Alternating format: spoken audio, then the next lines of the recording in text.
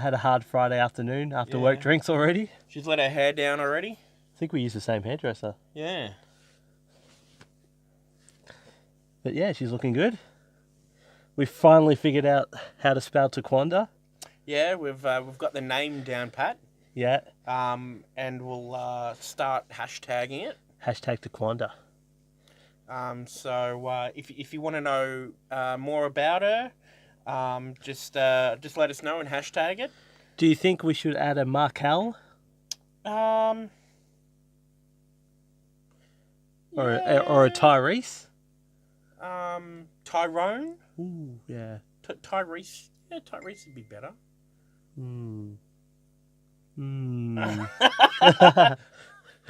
Your do not disturb clearly working. Anyway, what's been happening? Yeah, look, probably since last time I saw you. A while ago now. Yeah, not too much. I mean, we caught up with our good mate Jamie. He's getting a shout out in every podcast. Yeah, I know. He's going to get a big head. Yeah, so it was. Look, it was really good catching up with him. And the wheels are in motion to get him on this couch. Yeah, we've already chatted and discussed him being a guest. So that's gonna. We probably shouldn't bore the audience too much with our off-air plans. But yeah, it was a good catch-up. It was finally because we've all caught up at different times, but not really together. So it was a good little quick catch-up. Yeah, you went and got pho. Yeah. How'd you enjoy that? Yeah, well, it wasn't too bad. It's certainly, I was saying this to Jamie before, it's certainly one of the best things you can have if you're not feeling too well. Oh, really? Which obviously I've been in the past couple of weeks. Yep. As I've said before, so it's one of those perfect kind of, real kind of, makes you feel good. Just comfort food, you mean? Yeah. Like a hot chicken soup or, just really nice. For me, I can't beat, ever since I was a child, a good wonton soup. Yeah. Oh, the broth with the delicious wontons. Oh. Yeah, I think that can be from my experience, it can be very hit and miss depending upon what restaurant you go to. Yep. With wonton soup and that.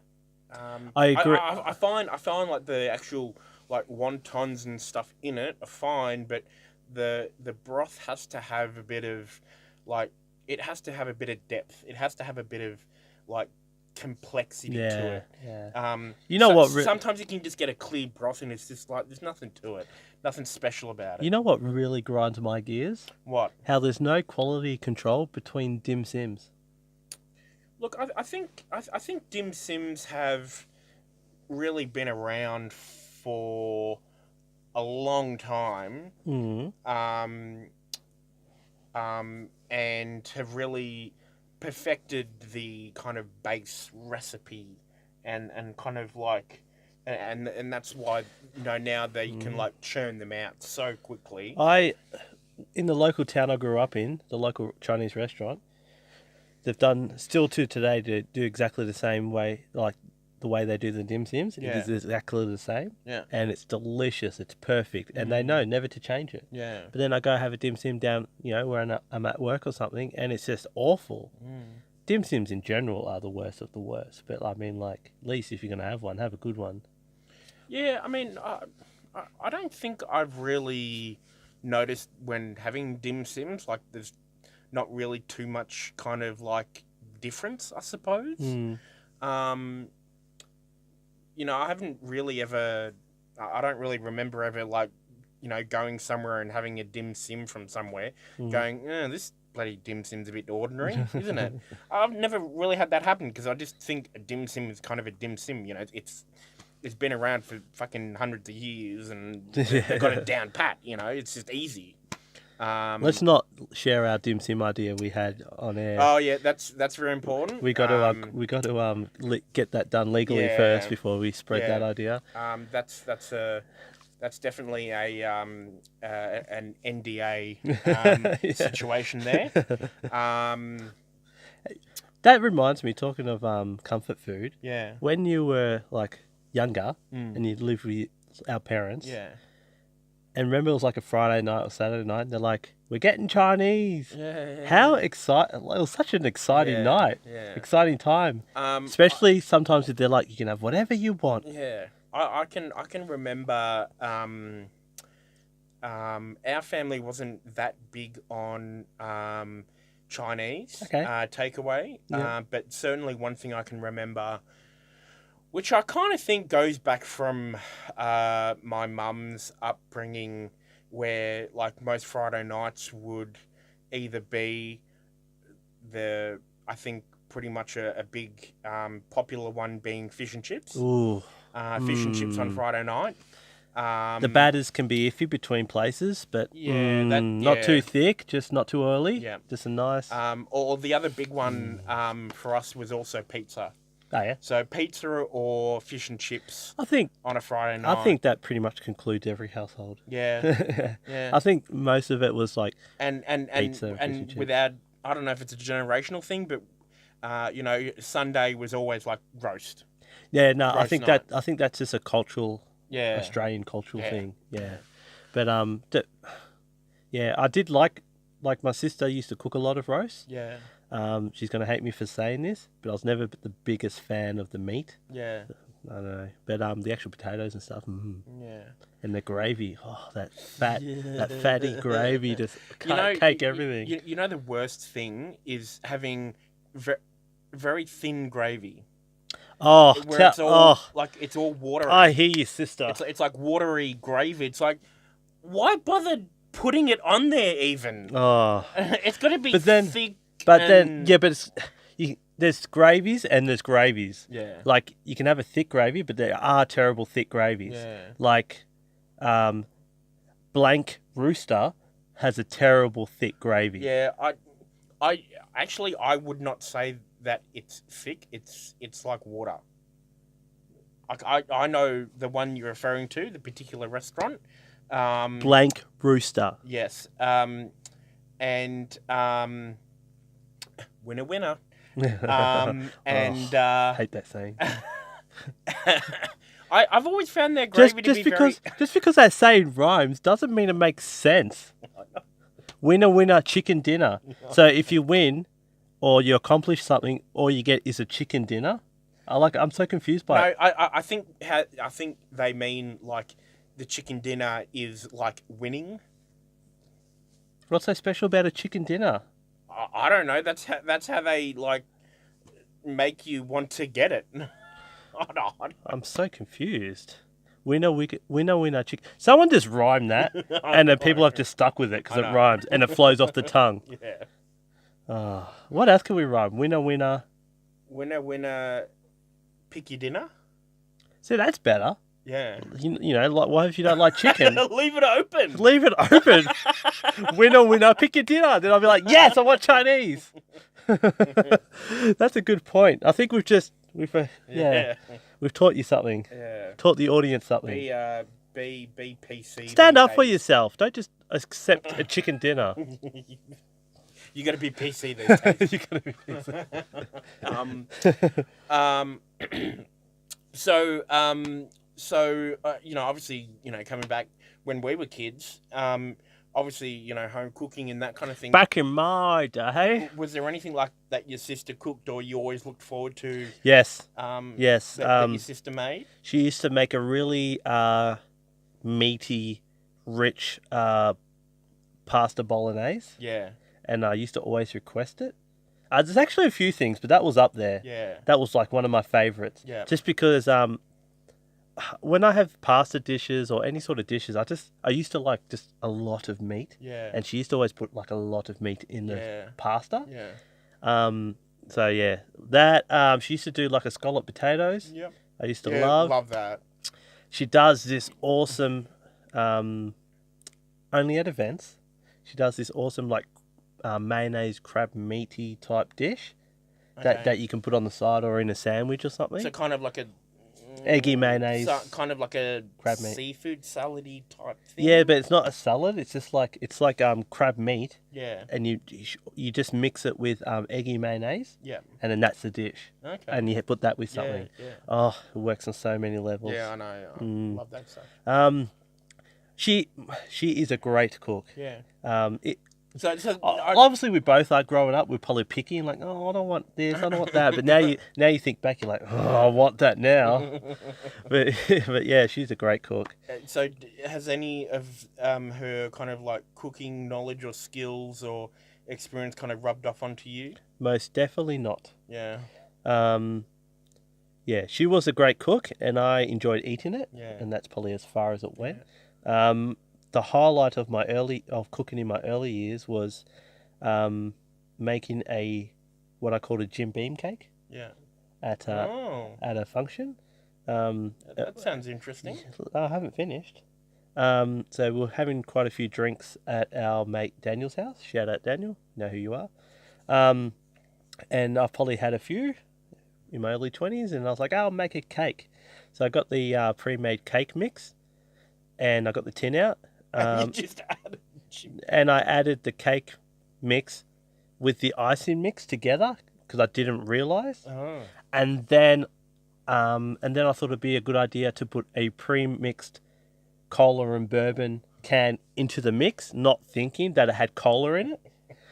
So then we baked it. That sounds hilarious. So we baked it, and I was so excited. But once it was baked, we pulled it out, and I cut it up. And it was actually so funny because some of it was cooked like a cake, and then it just had bits of just gooey mess inside of it that you're just like, oh, I don't want to eat that. So that's one of the highlights of my cooking career.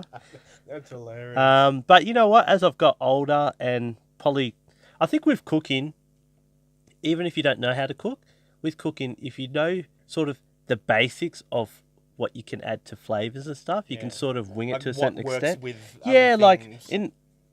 When I used to cook, I used to just think, I'll just add everything and then I'll just make a dish.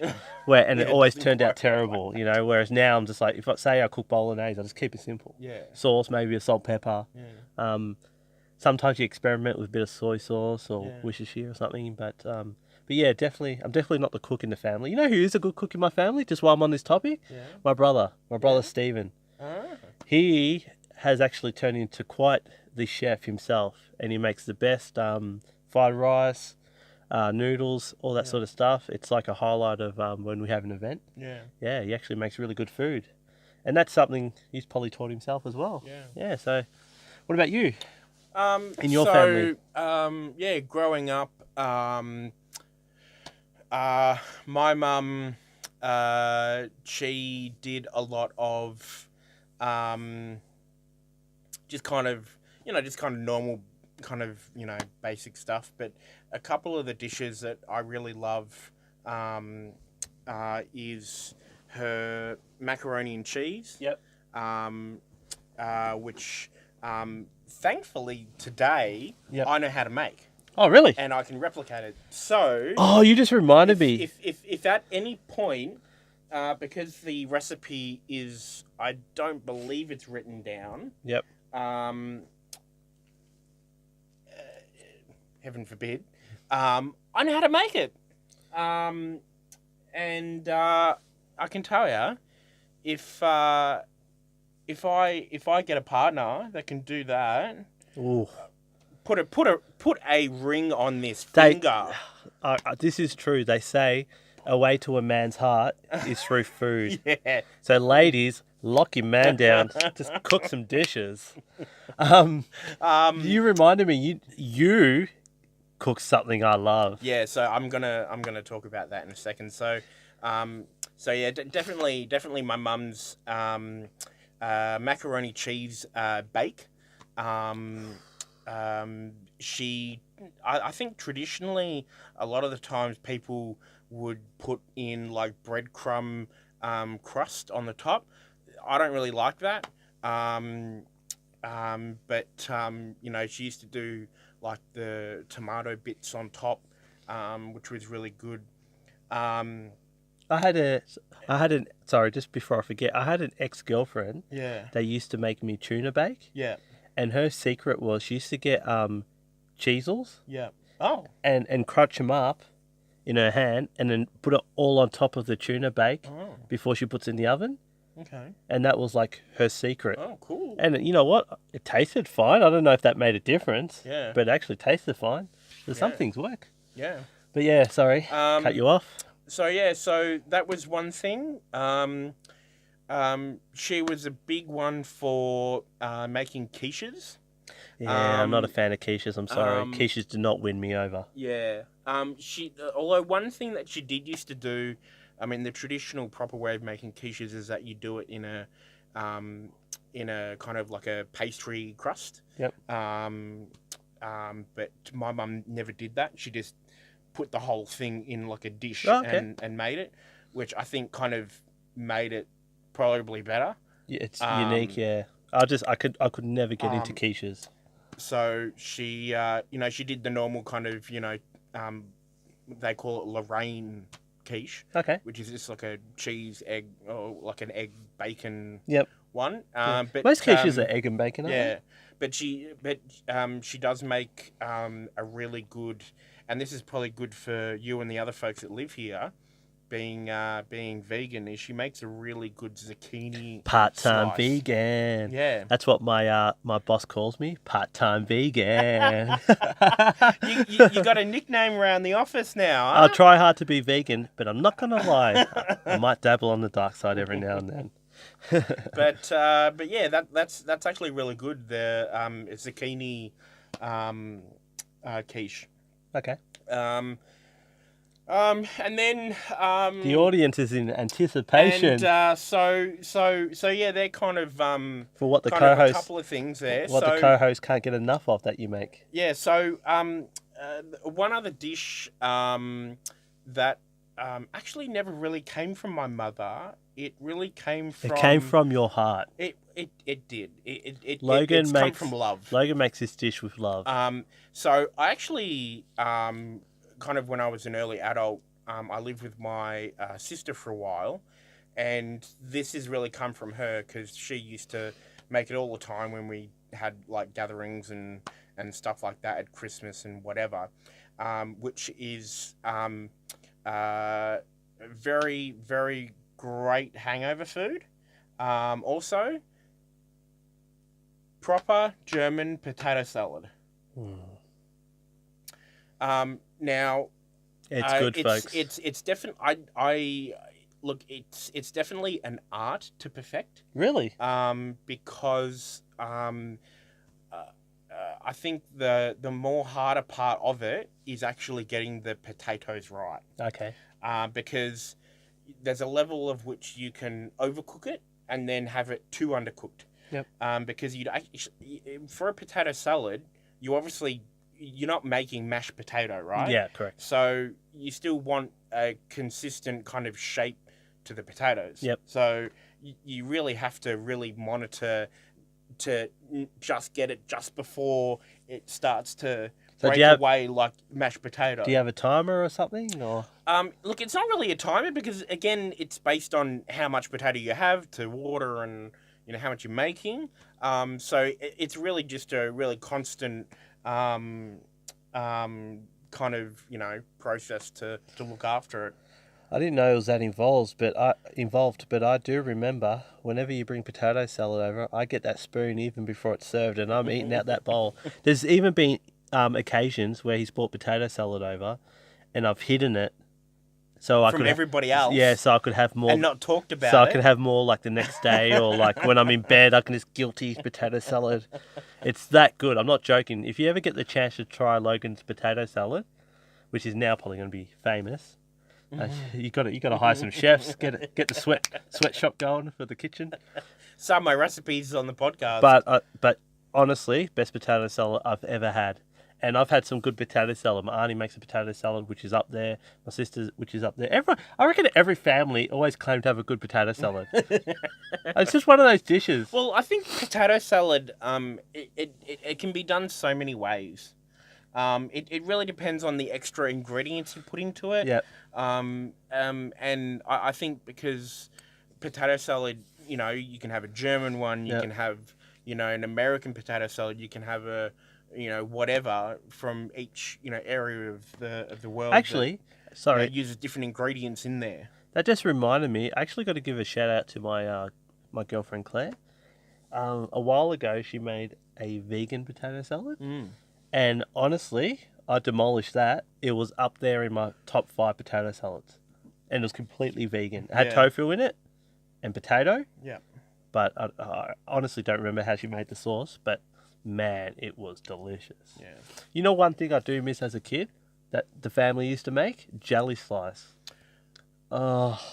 Yes, so this was warms my heart. Yeah, this was one other thing that I was actually going to mention, but because Jason here just could not get his mind off potato salad, that was one other thing that I remember as a kid that my mum always used to make, and especially like another friend of mine who grew up with me always remembered that when he'd come over to my house and we'd have jelly slice, it just So the crumbed base with the white, whatever that condensed milky thing is, and then the jelly, and just like it's gone everywhere. Oh. Yeah, it's great. I got to find. That's one thing. That's one thing when attempting to be vegan. Yeah. That's one thing it lacks. Finding delicious vegan desserts. Yeah. It's like vegan. You can make vegan food delicious. Yeah. That's no issue without meat or meat. But actually finding desserts that are delicious that are vegan. Yeah. For me, that's more of the issue because I love desserts. Well, I think really the thing behind that is the fact. Really, I mean, let's put it down to it. Desserts really require a dairy component to it. Butter, milk, eggs, cheese. Mascarpone if you're making cheesecakes. I mean, you can substitute that for vegan versions of that. I just came up with a good idea. Should that? we do a vegan, or not so much a vegan, but should we do like a let's go upstairs cooking podcast?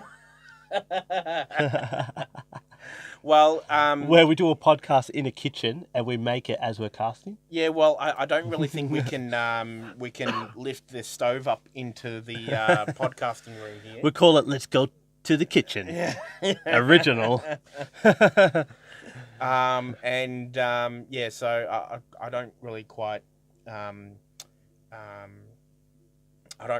know how confident I would be in releasing my famous recipes for those 2 items. No, please don't. I would like you to keep that recipe to yourself and make it on occasions, because otherwise I'll get too used to it. I'll have it all the time, and it won't be special. Yeah. I want it to be special. Special moment. And I put the TV on. I undress myself down to my underwear, and I just scoop that potato salad all over me. I'm joking. It's like a sick, twisted potato salad fantasy. You dream about it. It's like, honey, wake up, you're having a nightmare. Oh, no. Yeah, that is not a nightmare. But I think, I don't know, I think because a lot of the cooking and stuff really did rub off on me as a kid from my mum. Yep. Did she actually take you in the kitchen and teach you? Not really. I would just we would cook a lot together. Okay. Like on weekends we'd make cakes together, and that's super cute. We'd just grab some extra stuff from the fridge that is nearly gone, and she make a banana cake or out of old bananas that we'd have. That's super cute that she used to cook together. Yeah. So and then my sister's a really good cook as well. Yep. So a lot of that rubbed off on us. Yep. So and also the fact that I love food.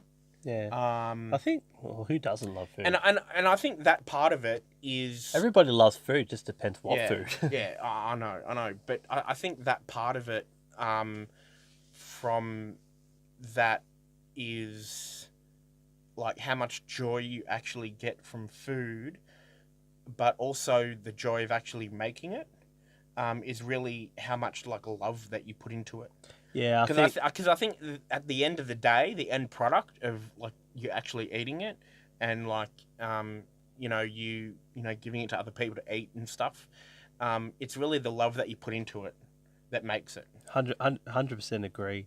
Like every, say, birthday, family birthday, or friend's birthday or something, and then It's just that extra effort and then you that see extra everyone, love that you put into a particular thing for a special occasion. Yeah, you see everyone brings dishes, and it's all like, it's just like happy times, comfort food, and it's also interesting. Like, say you have a party or something, and you tell everyone to bring something. It's interesting what they bring. Yeah. Like, some people can cook, some people just buy something. Yeah. Just go past a Coles and buy a $5 mud cake. But yeah, definitely. Of late, I've been trying to learn to cook a bit more, and I'm actually I'm getting some half decent dishes, which I'm excited about. Yeah. Obviously, tempting to be vegan, can make it easier to a certain extent because it's just all plant based. So it's just like a sauce with something, and then some mushrooms, or that sort of, or some capsicum or something. That sort of made it easy. You can get like plant based mince now at the supermarket. Yeah. So that's pretty cool. Yeah. I wouldn't recommend that sort of all the time, because whether it's plant based or meat, whatever your choice is, mince is generally like the trash of the meat. Yeah. But either way, like, say I want to make a bolognese, at least it gives me that texture, and it sort of still feels like. Yeah. And these days in supermarkets, you've got that many vegan options that you can just frozen stuff or whatever. It makes it. I'm not saying to be vegan, but I'm not preaching, but I'm saying if you choose to be vegan or vegetarian in this age, it's made it so much easier because you can just go off the shelf and buy something. Yeah, I mean, look, like even just to go back as far as say probably a better kind of market to go back to is probably about 10 years. Yeah, it's very different these days. 100%. 10 years ago, like, there were no vegan sections in like Coles or Safeway. You had to go to like a market or like a really special small little food shop for that stuff. But now that I think it's that the kind of kind of trend, if you want to call it that, of being vegan and vegetarian, is catching on a lot with our kind of generation and the younger generations. I want to make it quite for whatever reason that you choose to be. It's a lot easier, and I think that's why you go into Coles and Safeway and that stuff is there because it's more popular. I want to elaborate on that point you just said. Yeah. If you're thinking about being vegetarian or vegan, or you're eating meat, I think the best thing to do is do your own research. Find out how things are processed, and then don't just feel guilty or anything. Do your own research and then form your own opinion. Yeah. Don't get pressured by someone that's vegan to be vegan. Yeah. Because everyone is their own person. Yeah. Whether people agree with where it comes from or how it's made, ultimately it's your choice. Yeah. So if you choose to eat steak, go for it. Yeah, go for it. Like me trying to be vegan, I'm not going to say, I'm not. How could you do that? Yeah. Because honestly, personally, it doesn't bother me what you do. Yeah. I just want to do it for myself. Yeah. To see if there's any benefits from it. That's at the end of the day, that's why I'm doing it. To see if there's any health benefits from it. Well, I mean, look, I suppose to put it more down to its core. But this is not a show to say go vegan or keep eating meat. It's just do whatever you want. Yeah. So that's just we'll leave that. Yeah. But yeah, definitely. It's your body, and you choose to put whatever you want into it. So yeah. On a future podcast, I've actually, it's good we brought that up because on a future podcast, I won't expose that person now, but I've got a person I'm going to bring on that's going to give us an insight into plant-based diets and a bit of a background on maybe some benefits and sort of detox diets and stuff like that. Yeah. That's in the future. Yeah. And then that sort of, some people might find it interesting. So that's why I'm sort of going to tee it up. But I think we'll leave that at that.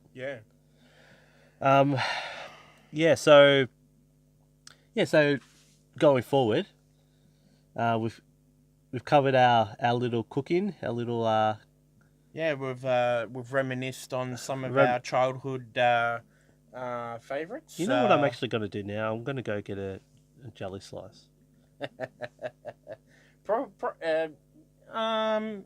Full flavoured jelly slice. I'm not cutting corners. I don't know where you could get that from. Actually, I am going to give a shout out because this is the only place I've found. They're not sponsored. We're not sponsored by them or nothing, but this is the only place I've found that is a fully vegan cafe.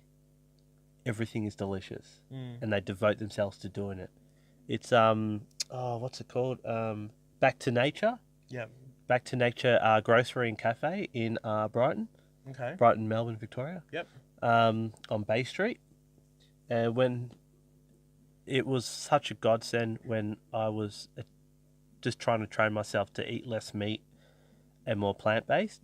Once I discovered this cafe, oh my God. Yeah. They have they have all desserts. Yep. They're a vegan grocer, but they have desserts you can buy off the shelf. Yeah. They have all lunch menus, smoothies, pastries and everything. Okay. And yeah, it's delicious. So I like what you guys are doing and keep it up. And even if you're not vegan, pop in there and try it because you'll thank me. Yeah. They cook a vegan butter chicken. Yeah. It's honestly it's up there with the top 3 butter chickens I've ever had. Yeah. And that's with chicken that's no chicken. Yeah. They use a soy product. I forget what it is, but oh my God, he's amazing. He's an amazing chef. I think he's going places. Yeah. But yeah, anyway, that's enough of the vegan cafe type stuff. Yeah. So. Oh, I should give guys and girls a tattoo update. Boom. Yeah. So it's starting to heal. I'm excited. Yeah, because I did notice that it still had a bit of kind of ridginess to it. It's still a little bit rich. You can feel it. Yeah. It's a little bit better, but it's still a little bit rich. Yeah. But it was starting to flake and go a bit blurry and scaly. So I was a little bit worried, but then I spoke to a couple other mates that have tattoos. But I think that's just the dead skin. Yeah, they said coming off as a layer. They said it's 100% normal. It's healing. Yeah. They said it takes probably take a good 3 weeks for it to start looking normal. Yeah. So I think I'm in my 2nd week. Yeah. So still pretty fresh, but there's no redness. The skin looks normal. If you didn't feel it, it probably looks pretty normal. Yeah. So I'm pretty happy with that. That's making me feel a bit better. That's good. Every now and then I'll just put it, if it's because I work outdoors, if it's a bit sunny or something, I'll just put a bit of cream on it just to try and keep it moisturised. So I don't know if you've actually said this, but have you ever kind of thought maybe sometime in the future of actually filling that in with colour or? Yeah, so my plan is now that I've got my first one over and done with, I'm going to eventually get this uncovered. Yeah. So I've got a few things in the old drawing board. Yeah. So I'm going to get someone that's more capable than me to sort of lay it out and get my mind onto paper. Yeah. And then if I like it, I'm gonna get a few things. Yeah. So what you're gonna next do a couple of other things, or are you gonna finish that one off? No, I'm gonna. The reason I only got it outlined Yeah. is because I had plans of adding more to my arm. Okay. And I didn't want to shade it in and do a thing around it, and then it's not going to go with what I want. Okay. So I've kept it simple. Yeah. And then once the artist works out what I want, then we can blend that Yeah. into the rest of my arm. Okay. Yeah. Yeah. So sometimes less is more. Yeah. Especially with a tattoo. Yeah. You don't want to do something then you're like, oh well, I can't do this now because that it doesn't look right or something. Yeah. Another thing too. Some viewers, if you know me personally, will know that I'm into my Mazdas. Yep. I've got 4 Series 1 Mazda RX-7s. 4 of them. 4. You could call me a hoarder. A hoarder. So some exciting news for myself today, just before we decided to do this podcast. I ran home and one of my RX-7s got picked up to get painted. Oh, right. So I won't get into it too much because bore our listeners with car stuff, but I was excited and I had to share it. It's getting rubbed back and painted. Yep. In the original colour. So that, for me, if you're a car person or a bike person, whatever, that's exciting. You'll know what I'm feeling. It's exciting times. Yeah. So that's all done. And then what else? So after the repainting, how much more work have you got to do on this particular one? After the repainting, I've just finished it off with just bits and pieces, mouldings and detailing and stuff like that. And then I get to enjoy it. Yeah, so pretty much kind of after the repainting, it's pretty much just like Yeah, so I built it from pretty much an empty rolling shell. So once the only thing I haven't done is I didn't paint it because I've never painted a car before, so I'd rather leave that in the hands of a professional. Yeah. And I've got one of my contacts painting it. Yeah. I'll give him a shout out in a future podcast. Because I might actually get him on just to talk.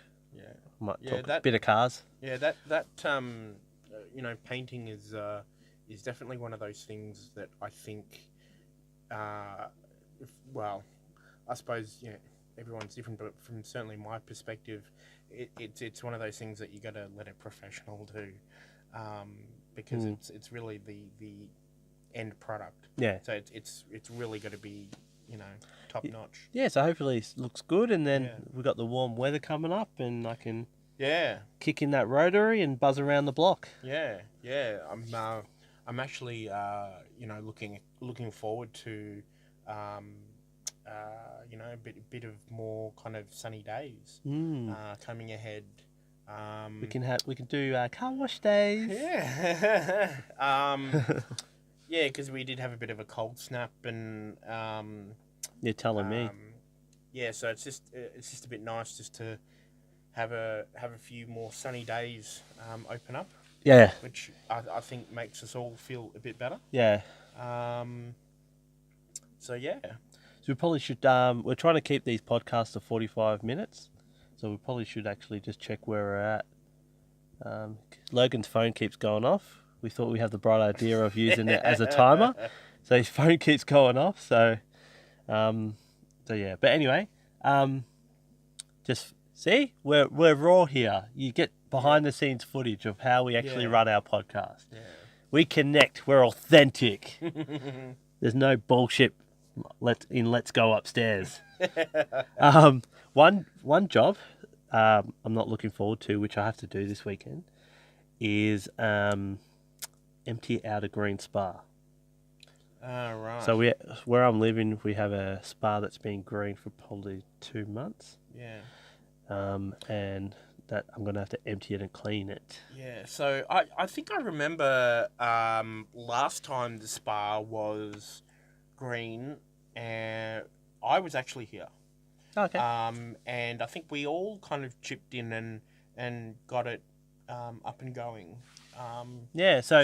Because one of the cars is gone now in the backyard. Yeah.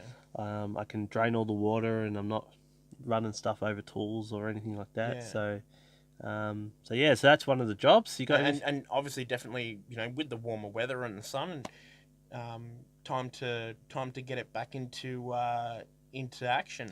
Yeah.